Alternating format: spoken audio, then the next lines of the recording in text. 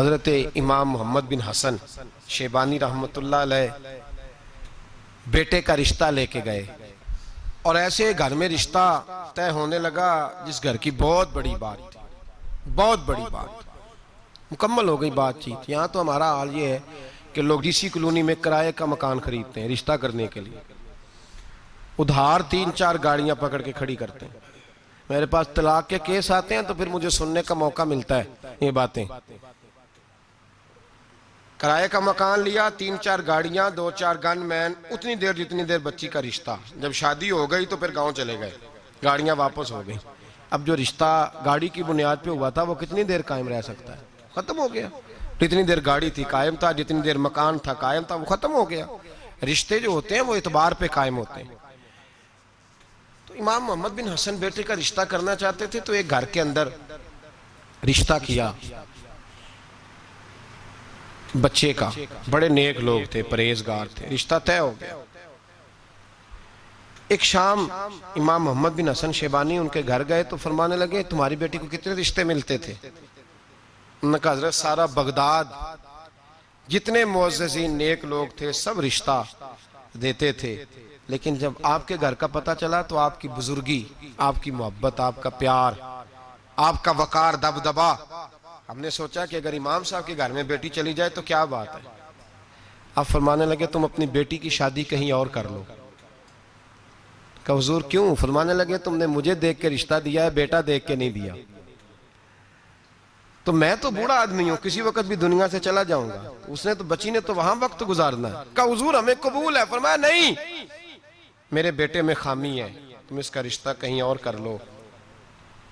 کہ وجہ؟ فرمایا تم کر لو، تمہیں کہا نا۔ کہ حضرت بتائیے تو صحیح۔ فرمایا میرے بیٹے میں خامی یہ ہے، اسے نیند بڑی آتی ہے تو عشاء سے پہلے سو جاتا ہے، وہ نماز نہیں پڑھتا، سو جاتا ہے، 4 پڑھتا ہے، عشاء رہ جاتی ہے۔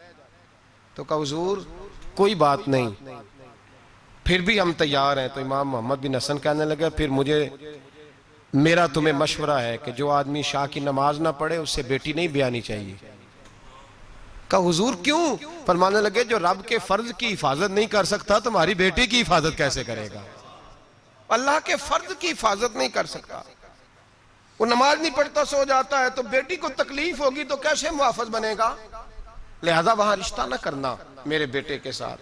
حضرت رشتہ توڑ کے گھر آئے تو بیوی کہنے لگی حضور آپ نے کیا کیا؟ پورے بغداد میں شور ہو گیا ہے کہ باپ بیٹے کے مخالف ہو گیا ہے، باپ بیٹے کی جڑوں میں بیٹھ گیا ہے، باپ نے اپنے بیٹے کا اتنا معزز گھرانے میں رشتہ ہوتا توڑ دیا ہے۔ سارا بغداد کہہ رہا ہے کہ وجہ کیا ہے؟ باپ بیٹے کے مخالف بیان دے رہا ہے، بات کیا ہے؟ تو حضرت محمد بن حسن فرمانے لگے میں دنیا کے سامنے رسوا ہوا مجھے پرواہ نہیں، میں اللہ رسول کے سامنے سرخرو ہو گیا ہوں۔ وہ بیٹی جو تہجد گزار ہے، عبادت گزار ہے، جو نیک ہے، میں اس بیٹی کو اس کے ساتھ بیاہ دیتا جو عشاء کی نماز بھی نہیں پڑھتا۔ فرمایا مجھے پتہ ہے کہ اس گھرانے میں رشتہ کرنا بہت بڑے اعزاز کی بات ہے، لیکن میں وہ امانت نااہل کے سپرد نہیں کر سکتا، میں نے منع کر دیا۔ اور میرے بھائی جھوٹ بولتے ہیں لوگ اپنے بیٹے کی خاطر، جھوٹ بولتے ہیں، اور پھر پتہ کیا کہتے ہیں؟ پہلے جھوٹ بولتے ہیں، ناراض ہونا ہو تو ضرور ہوئیے گا، پہلے جھوٹ بولتے ہیں، بڑا بائی اخلاق ہے، بولتا ہی نہیں، پھر کہتے ہیں تمہارا میاں بیوی کا معاملہ ہے۔ تو رشتہ طے کرتے وقت بھی میاں بیوی کو کہنا تھا آپس میں طے کر لیتے، نکل گئے آرام سے۔ بیٹی کی عظمتیں بیان کرنے کی باری تھی تو کہتے رہے کہ رابعہ بصری ہے، اس وقت تو کہتے رہے کہ یہ کیا بات ہے اس کی، یہ تو حضرت بایزید کی اماں کی طرف پرہیزگار ہے۔ اور جب سسرال والوں نے شکایت کی، لڑکے نے آ کے کہا کہ سمجھائیے تو کہا تمہارا میاں بیوی کا معاملہ ہے، کیسی بات کرتے ہو؟ تم نے نااہل کے سپرد کر دیا، اہل کو ظلم کر دیا۔